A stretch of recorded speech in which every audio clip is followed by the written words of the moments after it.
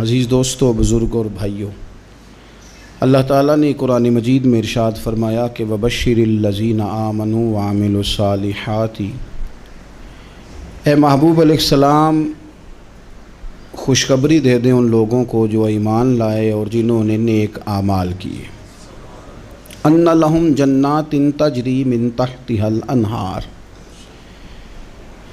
ان کے لیے جنت ہے، اور جنت وہ ہے جس کے نیچے نہریں بہہ رہی ہیں۔ اللہ تبارک و تعالیٰ نے اپنے محبوب کریم صلی اللہ تعالیٰ علیہ وسلم کے غلاموں کو خوشخبری سنوائی، اور سنوائی بھی حضور کے مقدس لبہائے مبارکہ سے۔ آپ انہیں خوشخبری دے دیں کہ ان کے لیے جنت ہے، باغات ہیں، اور باغات وہ ہیں جن کے نیچے نہریں رواں دواں۔ لیکن کن لوگوں کو؟ جو ایمان لائے اور جنہوں نے نیک اعمال کیے۔ کچھ نہ کچھ انسان کو نہ عمل کرنا چاہیے۔ وہ جو عمل ہے نا، کوئی بندہ اپنے عملوں سے جنت میں نہیں جائے گا، جنت میں خدا کے فضل سے جائے گا۔ لیکن یہ جو اعمال ہیں نا، یہ سبب بنیں گے اللہ کی رحمت کا، یہ ذریعہ بنیں گے خدا کے کرم کے متوجہ ہونے کا۔ جب ہم نیک اعمال کریں گے تو اس عمل کی وجہ سے رحمت ہوگی، اور وہ رحمت ہمیں اللہ کے قریب بھی لے جائے گی، اور اس رحمت کی برکت سے رب جنت بھی عطا فرمائے گا۔ ہمارے ہاں یہ ہوتا ہے کہ ہم زیادہ تر چیزوں کو تقریر سننے کی حد تک لیتے ہیں، اچھی نصیحت کا لطف ضرور حاصل کرتے ہیں، اچھے جملے کو اپنے دل میں اس کی فرحت ضرور محسوس کرتے ہیں، لیکن عمل کی طرف نہیں بڑھتے۔ اس کا نقصان یہ ہوتا ہے کہ یہ معاذ اللہ ایک باقاعدہ شعبہ بن جاتا ہے کہ میں نے بڑی خوبصورت تیار کر کے تراش خراش کر کے بات کرنی ہے، بڑی عمدہ کرنی ہے۔ اچھے ادیب تو پیدا ہوتے ہیں، اچھے خطیب، اچھے واعظ، اچھے سننے والے، داد دینے والے تو پیدا ہوتے ہیں، لیکن اگر عمل کا شوق نہ پیدا کیا جائے تو پھر باتیں نشستن گفتن برخاستن تک رہ جاتی ہیں، اس کا لطف نہیں آتا۔ پھر تو تقریریں ہو رہی ہیں، ہوتی ہیں اور ہوتی رہیں گی۔ نتیجہ کیا نکلا؟ جو آدمی کہتا ہے میں اتنے سالوں سے تقریر سن رہا ہوں، تو سوال یہ ہے کہ بھئی اتنا سننے کے بعد تم سنورے کتنا؟ سننے کا ایک ہی مقصد زندگی میں آپ سمجھ لیں کہ سننے کا مطلب سنورنا ہے، اور اگر آپ نے خیر کی بات سنی اور آپ سنورے ہی نہیں، میں آپ کو دعوت فکر دیتا ہوں۔ نبی پاک صلی اللہ تعالیٰ علیہ وسلم نے ارشاد فرمایا، ایک عورت تھی، طوائف تھی، ساری زندگی اس کی گناہوں میں گزری معاذ اللہ۔ پھر وہ ایک کنویں کے پاس سے گزر رہی تھی، ایک پیاسا کتا اس نے وہاں پیاس سے تڑپتے سسکتے دیکھا، اور پھر اس نے اپنے جوتے کو لٹکا کر اپنے دوپٹے کی مدد سے یا جیسے اس سے ممکن ہو سکا اس نے پانی نکالا، کتے کو پلایا، اللہ نے اس کی بخشش فرما دی۔ آپ ماشاءاللہ ہزاروں میں لوگ ہیں، آپ نے بڑی جلدی مجھے یہ بتانا ہے، یہ حدیث آپ نے پہلے بھی سنی ہوئی ہے نا؟ میرا خیال ہے کوئی بندہ نہیں رہا جس نے نہ سنی ہو۔ سنی ہوئی ہے نا ہم نے الحمدللہ۔ اتنے سارے بندے جو یہاں موجود ہیں انہوں نے سنی ہوئی ہے، تو ظاہر ہے امت مسلمہ میں جتنے لوگ ہیں ڈھیر ساروں نے یہ بات سنی ہوگی۔ لیکن میرا سوال یہ ہے، میں سڑکوں پہ روڈوں پہ سفر کرتا ہوں، ہم نے یہ حدیث درجنوں بار سنی کہ طوائف نے کتے کو پانی پلایا تو اس کی بخشش ہو گئی، لیکن حال یہ ہے کہ سڑک پر کسی گاڑی سے ٹکرا کر اگر کوئی کتا مر جاتا ہے، اب مر ہی گیا ہے، گاڑی والا، موٹر سائیکل والا، پجارو والا، بس والا کوئی اتنی جرت نہیں کرتا کہ لکڑی کے ساتھ، رسی کے ساتھ ہی پکڑ کے اسے سائیڈ پہ کر دے۔ وہ سڑک پہ مرا ہوا پڑا رہتا ہے، یہاں تک کہ گاڑیوں کے ٹائروں کے ساتھ اس کا گوشت لگ لگ کے سڑک صاف ہوتی ہے۔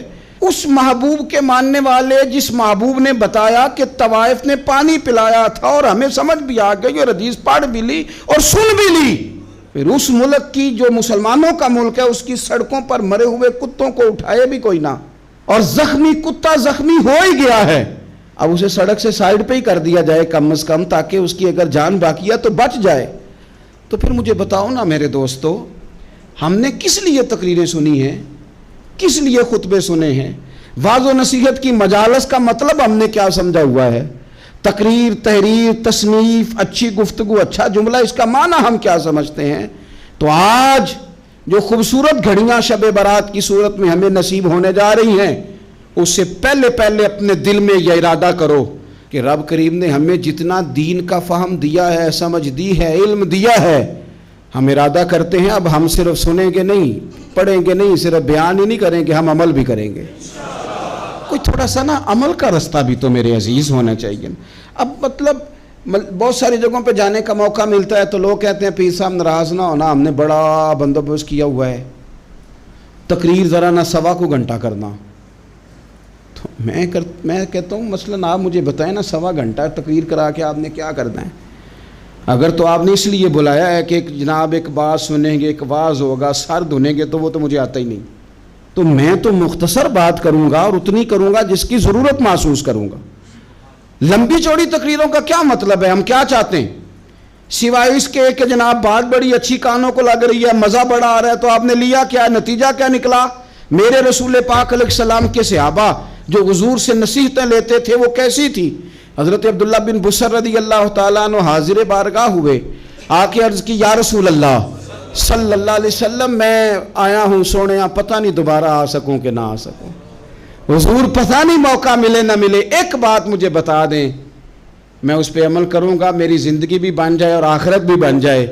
تو کریم محبوب نے فرمایا عبداللہ زبان کو خشک نہ ہونے دینا، اس کو تر رکھنا۔ تر حضور کس چیز سے؟ فرمایا اللہ کے ذکر سے تر رکھنا، زبان اللہ کے ذکر سے تر رہے، ہر وقت رب کی یاد رہے، تیری دنیا بھی بن جائے گی اور آخرت بھی بن جائے گی۔ تو میرے عزیز اپنی زندگی کے اندر اب ہم نے عمل کرنا ہے۔ او جناب کمال پھر یہ ہے کہ جب واعظ سننے کا شوق بڑھ جاتا ہے، تقریر سننے کا شوق بڑھ جاتا ہے، سننے سنانے کا خالی مزاج ہو جاتا ہے، پھر بندہ ڈھونڈتا پھرتا ہے کہ نئی سے نئی چیز کہاں ملتی، انوکھی سے انوکھی چیز کہاں ملتی، انفرادی سے انفرادی بات۔ میرے بھائی آپ ضرور سنیں، ضرور سنیں، مومن کی گمشدہ میراث ہے، حکمت جہاں سے ملے لیں، لیکن عمل کرنے کے لیے لیں، عمل کرنے کے لیے۔ اب میرا دل کرتا ہے اب ہماری چپ سے بھی لوگ سبق سیکھیں۔ حضرت باجید بستامی فرمایا کرتے تھے جس نے ہماری چپ سے کچھ نہیں سیکھا اس نے ہماری تقریر سے کیا سیکھنا ہے۔ اب تھوڑا سا نا اشاروں کی بولی بھی سمجھیں، اب تھوڑا سا یہ بھی ہو کہ بس بات پوری ہونے نہ پائے اور انسان کی رغبت عمل کی طرف بڑھ جائے، یہ مزاج ہمیں دیا ہے۔ اب تو بھائی آ جائیں آپ، صبح بھی تقریر کر دیں، دوپہر کو بھی تقریر کر دیں، شام کو بھی تقریر کر دیں، تو پھر یہ بھی ہوتا ہے کہ جناب وہ بیان آپ نے جو سنایا تھا نا وہ ذرا دوبارہ سنا دیں، تو میں کہتا ہوں پہلے سننے پر عمل ہو گیا تو نہ کریں۔ اب ہمیں تھوڑی باتیں سیکھ کر ان پر عمل کرنا ہے اور آگے بڑھنا ہے۔ بڑی سادی بات میرے ابا جی بتایا کرتے تھے، والا صاحب کہتے ہیں کہ ایک دیہاتی بندہ نہ چلا گیا وہ کسی مولوی صاحب کی تقریر سننے، تو اس زمانے میں آپ کو پتہ ہے یہ واش روم کا مروجہ نظام نہیں ہوتا تھا، تو لوگ کھیتوں میں دوسری جگہوں پہ پیشاب کے لیے جاتے تھے۔ تو مولانا نے ایک احتیاط بیان کی، وہ کہنے لگے کہ پیشاب سخت جگہ پہ نہ کرو زمین پہ بیٹھ کر، ورنہ پیشاب کے چینٹے اڑیں گے، کپڑوں پہ پڑیں گے، اور حدیث میں سخت حکم ہے اس مسئلے میں۔ تو کوئی نرم جگہ ہو ایسی جہاں پیشاب کریں چھینٹے نہ اڑیں۔ وہ بندہ عمل کرنے والا تھا نا، اس نے میری تقریر سن کے سر دھن کے جانا نہیں تھا، اس نے اتنی ساری ریت لے لی، کپڑے میں باندھ لی، اور وہ اس نے کندھے پہ رکھی ہوئی ہے، جہاں پیشاب کا وقت آتا پہلے ریت بچھاتا، پھر پیشاب کرتا تاکہ میرے کپڑوں پہ نہ پڑے۔ ایک صاحب نے اسے کہا کوئی ہفتے بعد چلو بیان سننے چلیں، تو کہنے لگا میں پہلے پہ عمل کر لوں یہی بڑا ہے، میں نے تو اتنی ساری ریت کندھا تھک گیا ہے میرا اس دن سے اٹھائی ہے، تو میں نہیں چاہتا کہ نہیں بھی سنوں تو کسی اور جگہ میں۔ یہ تفریح تباہ کے لیے بات کو نہ سمجھیں، اس سادے آدمی نے جو ہمیں سمجھایا مجھے اور آپ کو، اس پر غور کرے کہ کل بھی سنا تھا، پرسوں بھی سنا تھا، پیر صاحب نے ترسوں بھی کہا تھا، شیخ نے پرسوں بھی کہا تھا، پچھلے ہفتے بھی کہا تھا، تو نے اگر شیخ کی بھی نہیں سنی، استاد کی بھی نہیں سنی، پیر کی بھی نہیں سنی، اور اس دور کے پیر جو صحیح کام کرنے والے ہیں، استاد جو صحیح کام کرنے مجبور ہو گئے ہیں بیچارے، کہتے ہیں کس کی تربیت کریں، کس درد سے کہا تھا حضرت سلطان باؤ نے، وہ کہتے ہیں اور رب دا طالب کوئی بھی نہیں ملیا، اتے جو ملے ہے طالب زردہ ہو۔ یہ تو آئے ہیں کاروبار سیدھا کرنے، فوٹو کھچوانے، فلاں کام کے لیے، یہ تو وہ جو ہم دینا چاہتے ہیں اس کا تو مزاج ہی نہیں۔ پہلے بھی میں نے کہا تھا، پھر کہتا ہوں، مجھے شوق نہیں ہے، خدا مجھے معاف کر دے اس دن سے پہلے جس دن یہ شوق ہو کہ میں سویرے جاؤں گا تو نوٹ لاؤں گا، تو شام جاؤں گا تو نوٹ لاؤں گا۔ یہ شوق نہیں ہے، طبیعت نہیں ہے، من نہیں چاہتا، لیکن یہ کہ یہاں بھی آ جائیں خطاب کر دیں یہاں بھی، او خدا کے بندو ہم کہاں اس قابل ہیں ہم خطاب کریں؟ ہم نے تو نا جی ایک اذان دینی شروع کی ہوئی، صبح و شام ایک اذان پڑھتے ہیں، ہے یہ پیغام حضرت احمد رضا کہ بارگاہ نبی کے رہو با وفا۔ ہم تو کہتے ہیں ادھر آ جاؤ، ٹھوکریں کھاتے پھرو گے ان کے در پہ آ پڑو، قافلہ تو اے رضا اول گیا آخر گیا۔ ہم تو کہتے ہیں ادھر آؤ، اللہ رسول کی بارگاہ کی طرف رجوع کرو۔ اور وہ ایک جملے پہ اگر تو عمل ہو گیا، پیار سے باتیں کرتا رہتا ہوں، سب کے ساتھ نہیں کرتا، جس کا مجھے پتا ہو کہ یہ تھوڑا سہ لے گا۔ ایک دوست نے مجھے کہا کہ میں تو آتا ہوں تو مجھے علاقے کے لوگ کہتے ہیں ان کو بلاؤ، تو میں کہتا ہوں پورا عمل کرنا میری غلط ہے تو پھر میں باقیوں کو بھی لگا جاؤں گا، تو اگر تیرا ہی عمل نہیں ہو سکا تو باقیوں کو میں نے جا کے کیا سمجھانا ہے؟ تو ایک تو آج کی جو رات ہے اس سے پہلے اپنے اعمال کی طرف، میں اکثر کہتا رہتا ہوں کہ شب برات پہ ہر مسجد سے زور زور سے رونے کی آواز آنی بھی چاہیے۔ شب قدر پہ آتی ہے، عمرے پہ جاتے وقت لوگ معافیاں مانگتے ہیں، حج پہ جاتے وقت، اور کروڑوں لوگ یہ کام کرتے ہیں سال میں۔ اگر 25 لاکھ 26 لاکھ آدمی یا 50 لاکھ آدمی حج کرتا ہے اور وہ جانے سے پہلے معافی مانگ کے گیا، توبہ کر کے گیا ہے، اور کروڑوں لوگ ہیں جو شب قدر میں ہیں، شب برات میں ہیں، اور انہوں نے کھل کے توبہ کی ہے، تو پھر میرے بھائی سویرے کرپشن ختم ہونی چاہیے نا ملک سے، سویرے 75% جھوٹ ختم ہونا چاہیے نا۔ ساری رات تو لوگوں نے توبہ کی تھی، صبح 80% حقوق العباد کا مسئلہ حل ہونا چاہیے تھا کہ نہیں ہونا چاہیے تھا؟ صبح ملاوٹ بہت حد تک ملک سے ختم ہونی چاہیے۔ تو کیا ہم نے سمجھ لیا ہے؟ ہم نے یہ سمجھا ہے کہ شب برات پہ بھی بس ایک رسم ادا کرو، آؤ تھوڑی توبہ کرو چھٹی کر جاؤ، آئیے شب قدر تو توبہ کرو چھٹی کر جاؤ۔ کیا یہ ہم نے مطلب سمجھ لیا؟ حج کرنے گئے، رب کی بارگاہ میں حاضر ہوئے، رسول کریم کی بارگاہ سے بھی جو ہو کے آ جائے اور بدلے ہی نہ، وہاں تک جائے اور بدلے ہی نہ۔ مدینے گئے، کعبے گئے، کربلا گئے، جیسے گئے تھے گھوم پھر کے ویسے ہی آ گئے۔ نتیجہ کیا ہے؟ اپنی زندگی نتیجہ خیز بنائیں۔ آج اس خوبصورت موقع پر جب شب برات ہمارے سامنے کھڑی ہے، اپنے ذہن میں تہیہ کریں کہ اب ہم نے بدل جانا ہے۔ شوگر ہو جائے تو بدلنا پڑتا ہے، اللہ معاف کرے، چینی چھوڑنی پڑتی ہے، من پسند مٹھائیاں چھوڑنی پڑتی ہیں، بدلنا پڑتا ہے۔ بلڈ پریشر ہو جائے تو یارو بدلنا پڑتا ہے۔ اگر انسان کو خدا نہ خواستہ کوئی مرض لگ جائے تو بدلنا پڑتا ہے۔ اولاد پیدا ہو جائے تو بدلنا پڑتا ہے۔ گھر میں بیٹیاں پیدا ہو جائیں تو بوڑھے باپ کو بدلنا پڑتا ہے۔ بال سفید آ جائیں تو پھر بھی تو بدل جانا چاہیے نا۔ انسان کی عمر 40 سال ہو جائے تو پھر بھی تو بدل جانا چاہیے۔ شب برات پہ توبہ کرے تو پھر بھی تو بدل جانا چاہیے۔ اب بدل جائیں، اب ہم بدل جائیں۔ اب نہ درد ہوتی ہے، گاڑی میں بیٹھیں تو کمر پہ درد ہوتی ہے، اب ہم بدل جائیں۔ اب لوگ بتاتے ہیں تیرے بال سفید ہونے لگ گئے، اب ہم بدل جائیں۔ اب لوگ ہمیں کہتے ہیں بچے جوان ہو گئے، اب ہم بدل جائیں نا یارو۔ اب لوگ ہمیں کہتے ہیں کہ اوخو اب تو آپ اٹھتے وقت زمین پہ پہلے ہاتھ رکھتے ہیں پھر اٹھتے ہیں، اب بدل نہ جائیں۔ اب محسوس ہوتا ہے کہ نیند گہری نہیں آتی، اب محسوس ہوتا ہے کہیں کہیں جسم میں تکلیف ہے، اب بدل نہ جائیں۔ اب نہ کئی کلاس فیلو چلے گئے دنیا چھوڑ کے، اب بدل نہ جائیں۔ اپنے بہن بھائیوں میں سے کئیوں کا جنازہ پڑا، بدل نہ جائیں۔ ہم میں سے کئیوں نے ماں باپ دفن کر دیے، پھول ڈال دیے قبروں پہ، اب بدل جائیں۔ اب وقت تھوڑا رہ گیا، اب کچھ تبدیلی کی طرف آئیں، اب توبہ صحیح والی کر لیں، اب استغفار دل سے پڑھ لیں، اب تبدیل ہو جائیں، اب اپنے اندر باہر کچھ تبدیلیاں لائیں، اب اپنے ظاہر اور باطن کو سنواریں۔ اب اللہ رسول کی بارگاہ میں جانا ہے نا تو کہیں ایسا نہ ہو شرم آئے حضور کے سامنے کھڑے ہوتے، حیا آئے نبی کریم کی بارگاہ میں کھڑے ہوتے۔ اب کچھ تبدیلی لائیں، آج ارادہ کریں کہ آج جو توبہ کریں گے وہ صحیح والی کریں گے، آج جو وہاں استغفار کریں گے اللہ کے حضور حاضر ہو کے تو وہ صحیح والا کریں گے۔ اب کچھ تبدیلی کا مزاج لائیں۔ اور پھر ایک اور بات بھی عرض کروں، ہمارے ذاتی تعلقات سارے دھوکہ ہیں، ہماری جیبوں میں مال سارا دھوکہ ہے، ہمارے بلند و باغ دعوے سارے دھوکہ ہیں، ہمارے بڑے بڑے رتبے سارے دھوکہ ہیں۔ بڑے تعلقات تھے بیٹے کے، پر ماں بیمار تھی تو اسے صحت تو نہیں تعلقات کی وجہ سے مل سکی۔ بڑے تعلقات تھے نا بیٹے کے، لیکن جب بیماری زور پکڑ گئی تو پھر کیا کر سکا کوئی؟ بڑے تعلقات تھے، بڑا پیسہ تھا جیب میں، بڑا کچھ تھا، لیکن جب جناب اسرائیل آئے تو پھر کوئی کچھ بھی نہ کر سکا، پھر اپنے رہ گئے، اور جس کو جانا تھا وہ سب چلے گئے۔ تو یہ جتنی چیزیں ہیں نا، یہ کچھ نہیں ہیں، یہ دھوکہ ہے۔ سچ صرف اللہ رسول کی ذات ہے، حقیقت صرف دین ہے، اصل صرف وہ بارگاہیں ہیں۔ دھوکے میں نہ زندہ رہو، چھوڑ دو یہ بات کرنی کہ بڑے تعلقات ہیں، چھوڑ دو یہ بات کرنی کہ بڑا پیسہ ہے، چھوڑ دو یہ بات کرنی کہ برادری قبیلے علاقے میں بڑا، اور کچھ بھی نہیں ہے۔ کل من علیہ فان، ہوئے نامور بے نشاں کیسے کیسے۔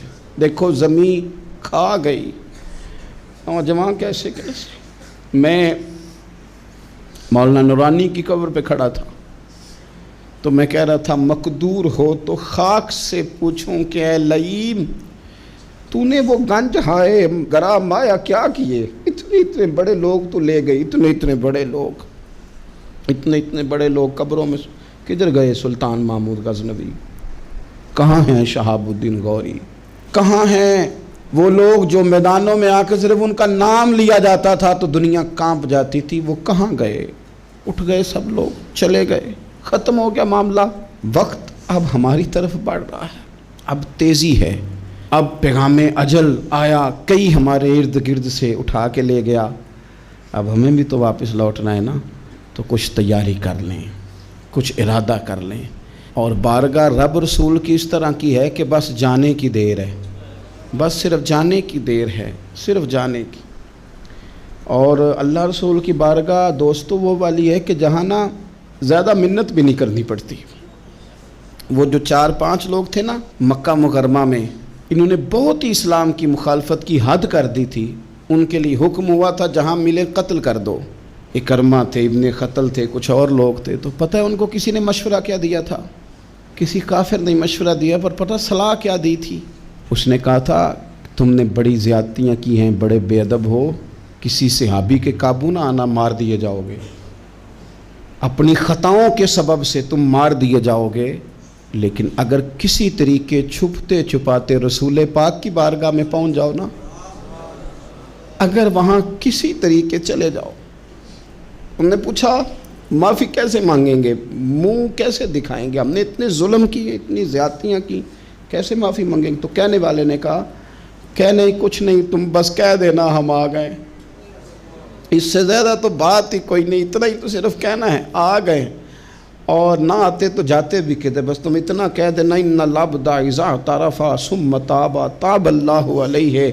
نبی کریم علیہ السلام نے فرمایا بندہ جب آ کے کہتا ہے نا یا اللہ میں بھول گیا تھا، غلطی ہو گئی، ان العبد اذا اعترف، مان جو گیا ہوں، مان جو گیا، غلطی ہو گئی، جب کہتا ہے نا میں بھول گیا، ثم تاب، پھر وہ توبہ کرتا، تاب اللہ علیہ، اللہ دیر کرتا ہی نہیں، فوراً توبہ کو قبول فرما لیتا۔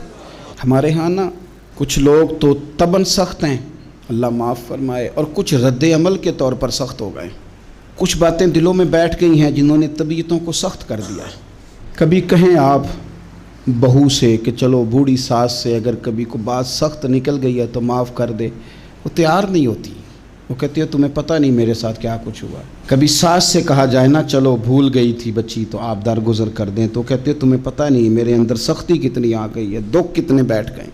ہم نا طبیعتوں میں سختی کر بیٹھے، ہمارے دل دھڑکتے ضرور ہیں لیکن صرف اپنے بچوں کے لیے، ہمارے سینوں میں درد اٹھتا ضرور ہے لیکن صرف اپنوں کے لیے۔ ہم نے نا 2 4 5 6 باتیں جمع کر کے ان پر پورا ذہن بنا کے سخت ہو گئے ہیں، طبیعتیں سخت ہیں، دل سخت ہیں۔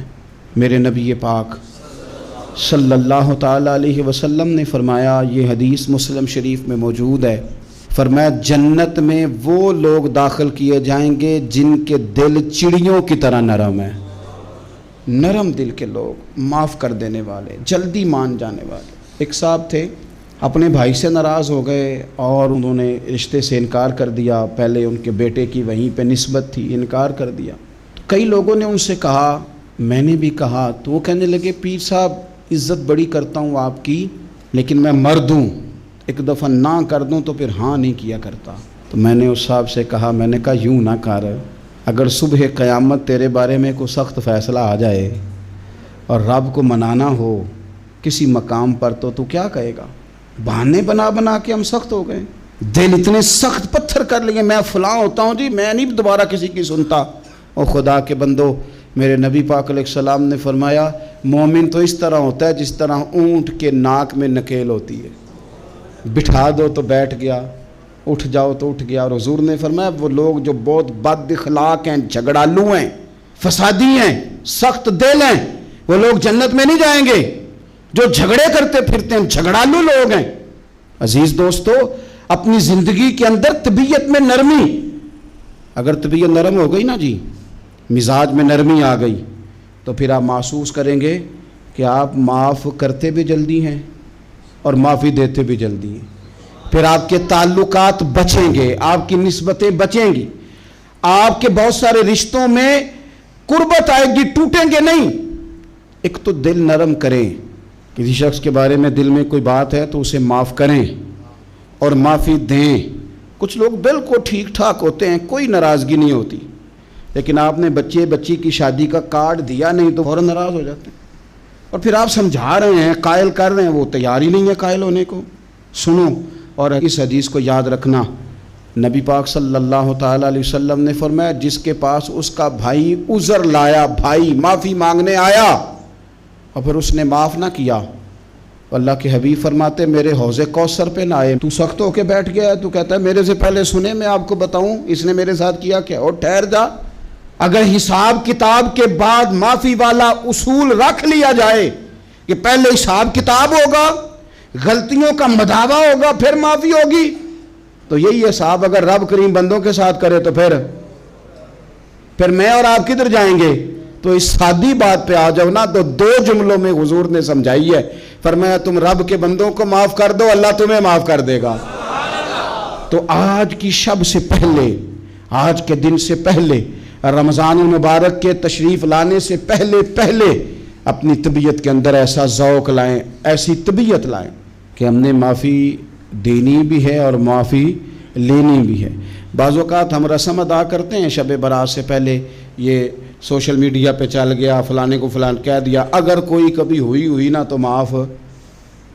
ایسے تو نہیں نا معافیاں ہوتی. ہمیں پتہ ہوتا ہے ہم سے کون ناراض ہے, ہمیں خبر ہوتی ہے ہم نے کس کو تکلیف دی, ہمیں پتہ ہوتا ہے کس نے ہمارے لہجوں سے پریشانی پائی ہے, کون ہے جو ہماری وجہ سے اذیت کا شکار ہے, تو اس سے جا کے معافی مانگے. تو یہ چیزیں معافی کا سبب بن جائیں گی. اور پھر میرے نبی پاک صلی اللہ علیہ وسلم نے 2-4 چیزیں اور بھی بیان کی ہیں, میرا دل کرتا ہے کہ وہ بھی ذرا آپ کو عرض کر دوں. حضور سید عالم علیہ السلام نے نا جنت میں لے جانے والے جب اعمال بیان کیے تو حضور علیہ السلام نے فرمایا کہ ایک تو زکوٰۃ صحیح ادا کرنا, شرک سے بچنا, توحید پہ قائم رہنا, اور زکوٰۃ ٹھیک ادا کرنا, اور اپنے رشتہ داروں سے اچھا سلوک کرنا, جنت میں داخل ہو جاؤ گے. یہ جو ہمارے زیادہ قریبی لوگ ہوتے ہیں نا, ان کا حق بھی شریعت نے زیادہ رکھا ہے, اور یہ بعضوں کا تکلیف بھی زیادہ دیتے ہیں. لیکن میرے عزیز ایک بات سمجھ لیں اچھی طرح سے اور اپنے دل میں بٹھا لیں, میں نے درجنوں بار کہی ہے, پھر کہتا ہوں, اللہ تعالیٰ نے جو خاندان میرے لیے پسند کیا ہے نا, مالک نے مجھے وہاں پیدا کیا ہے. تو جو چچا اللہ نے میرے لیے پسند کیا وہ مجھے بھی پسند ہونا چاہیے, اور جو ماموں اللہ نے میرے لیے پسند کیا ہے وہ مجھے بھی پسند ہونا چاہیے. انسانوں کے اندر کمزوریاں بھی ہوتی ہیں, خوبیاں بھی ہوتی ہیں, لیکن ہمارا یہ مسئلہ بن جاتا ہے کہ ہم نہ صرف کمزوریوں کو ڈسکس کرتے ہیں, خوبیوں کا تذکرہ کرتے ہی نہیں. اپنے مزاج کے اندر اس بات کو آپ نے پیدا کرنا ہے. آج ایک اور ارادہ بھی کریں, ایک اور اپنے ذہن کے اندر بات بھی زیادہ شوق کے ساتھ پیدا کریں. آپ یہ کوشش کریں کہ اپنی صلاحیتوں کو دیکھیں کہ آپ میں کیا خوبی ہے, بولنے کی ہے, لکھنے کی ہے, مال خرچ کرنے کی ہے, کسی کو پیغام دینے کی ہے. مسجد نبوی شریف میں ایک بی بی صرف جھاڑو خالی دیتی تھی، بیمار ہو گئی تو سرکار تیمارداری کرنے گئے، اور صحابہ نے حضور کو اطلاع دیے بغیر تدفین کر دی، جنازہ پڑھا دیا، تو حضور نے قبر پہ کھڑے ہو کے دوبارہ جنازہ پڑھایا۔ اپنے وجود کو بیکار نہیں رکھنا، اس سے کوئی کام لیں۔ اللہ فرماتے ہیں افحسبتم انما خلقناکم عبثا وانکم الینا لا ترجعون، فرمایا تم کیا سمجھتے ہو ہم نے تمہیں بیکار پیدا کیا ہے، اور کیا سمجھتے ہو تم نے لوٹ کر ہمارے پاس آنا نہیں؟ ایک ذرہ بھی تو بیکار نہیں ہو سکتا، لہٰذا میں کسی شخص سے بیزار نہیں ہو سکتا۔ اپنی اس صلاحیت کو ضائع نہ کریں۔ ہم نہ بہت سارا وقت ضائع کر رہے ہیں، ادھر ادھر موبائل کھول لیا، دیر تک فلانی چیز دیکھی، پھر فلانی دیکھی، پھر فلانی بحث کی۔ تو اپنے آپ سے نہ کچھ کام لیں، کچھ خدمات کریں۔ ہم زیادہ وقت لوگوں کا انٹرویو کرنے میں ضائع کرتے ہیں، دوسروں کی تفصیلات حاصل کرنے میں وقت ضائع کرتے ہیں، لوگوں کا دھیان رکھنے میں وقت ضائع کرتے ہیں۔ آج کے بعد اپنا دھیان رکھنا ہے، اپنی صحت کا دھیان رکھنا ہے، اپنے معاملات کا اپنے اوپر تھوڑی توجہ دینی ہے، کوشش کرنی ہے کہ کس حد تک ہم اپنی صلاحیت سے فائدہ لے کے کسی کا کچھ نفع کر سکتے ہیں تو وہ نفع کریں، اپنے وجود کو نفع بخش بنائیں۔ حدیث پاک سنیں گے تو آپ محسوس کریں گے کہ اللہ کتنے اجر دینے والا ہے۔ نبی پاک علیہ السلام نے فرمایا جس نے دین کے رستے میں اتنی دیر بھی قتال کیا، لڑا، اتنی دیر جتنی دیر اونٹنی کا دودھ دھونے میں لگتی ہے، اتنا تھوڑا وقت بھی دین کے لیے اگر کوئی نکلا، جد و جہد کی، قتال کیا، لڑا، فرمایا اس بندے کو بھی اللہ جنت عطا فرما دے گا۔ اتنا تو کام کرے نا، اتنا تو کام کرے۔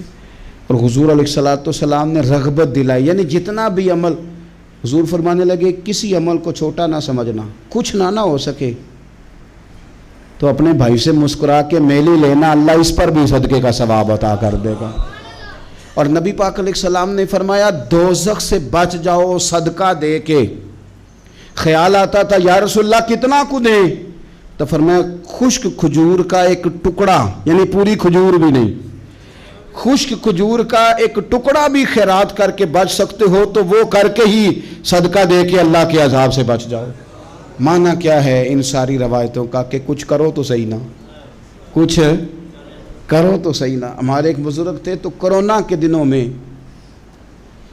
انہوں نے ایک جملہ کہا، کہنے لگے یہ کرونا پتہ تمہیں کیا کہنے آیا ہے؟ کہنے آیا ہے کہ بیماریاں آ رہی ہیں، حالات خراب ہیں، یہ کرونا نہیں، یہ کہتا ہے کچھ کرو نا، کچھ اللہ اللہ کرو نا، فارغ نہ بیٹھو، دیکھو کیسے لوگ ڈھیروں کے ڈھیروں اب جا رہے ہیں، اب کچھ کرنا ہے انشاءاللہ تعالی، اب کچھ وقت ضائع نہیں کرنا، اور زندگی میں کچھ، میں کہہ چکا ہوں کہ ایک بندے کو بھی اللہ نے بیکار نہیں پیدا کیا، ہم نے خود اپنے آپ کو بیکار کر لیا۔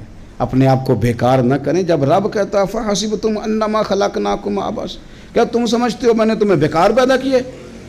آپ لوگ بڑے کام کے ہیں، بس اپنے آپ کو پہچانے۔ اقبال کہنے لگے عجب نہیں کہ خدا تک تیری رسائی ہو، اور تیری نظر سے تو پوشیدہ ہے آدمی کا مقام، تو بندے کوئی نہیں سمجھ سکا تو وہاں تک تو کیسے جائے گا؟ اپنے آپ کو پہچانے۔ یہ جو کہتے ہیں نا مجھ سے کچھ بھی نہیں ہوتا، ناراض تو نہیں ہو جائیں گے؟ یہ کچھ کرنا نہیں چاہتے، یہ صرف ادھر ادھر دھیان رکھ کے ایک فوٹو چڑھا کے ادھر بھاگ ادھر اپنے نفس کو راضی کرتے ہیں۔ نفس بس کہہ رہا ہے آج یہ کر لو تو وہ کر لیا، ادھر دیکھ لو تو ادھر دیکھ لو۔ اس سے نکلیں، مثبت، مضبوط، مستحکم ارادے کریں اور پھر چل نکلیں۔ لڑنا شرط ہوتا ہے، جیتنا شرط نہیں ہوتا۔ تاریخ یہ نہیں دیکھتی کہ جیتا کون کون، تاریخ یہ دیکھتی ہے کہ لڑا کون کون، میدان میں کون کون رہا۔ اللہ بدر میں کامیابیاں دیتا ہے، احد میں کئی دفعہ کہتا ہے واپس پلٹو، خندق آئے گی تو پھر کامیابیاں مل جائیں گی، خیبر آئے گا تو پھر کامیابیاں مل جائیں گی۔ تو اس لیے ہمیشہ جیتنا ہی ضروری نہیں، لڑنا ضروری ہے۔ ہمت کریں، کوشش کریں۔ اللہ تعالیٰ آپ سب کو جزائے خیر عطا فرمائے۔ آخر دعوانا ان الحمد للہ رب العالمین۔